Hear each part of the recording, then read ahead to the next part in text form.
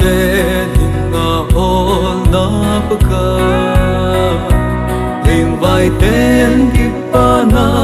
amudi amang sa te hol do in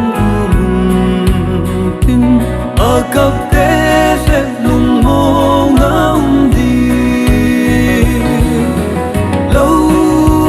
za va chang amin tai Pagkai chang adin do loyum đâu nay pan to man a hop ni le to ka be hi le chun na nung sai na dem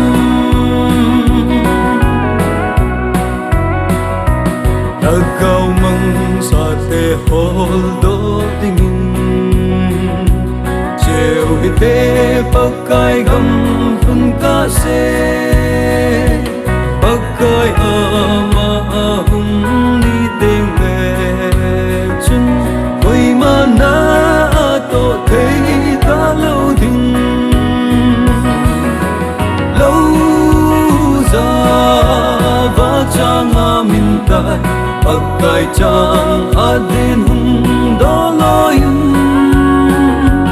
lo nei pan to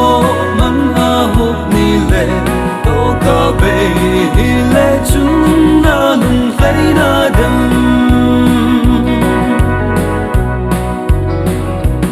ei se na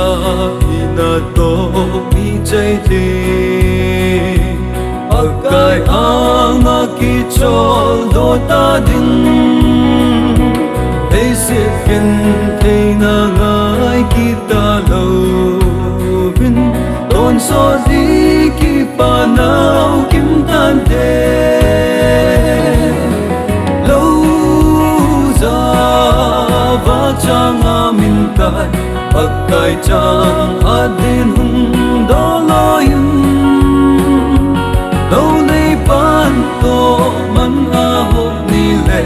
to ka be hi le chun na nung sai na dem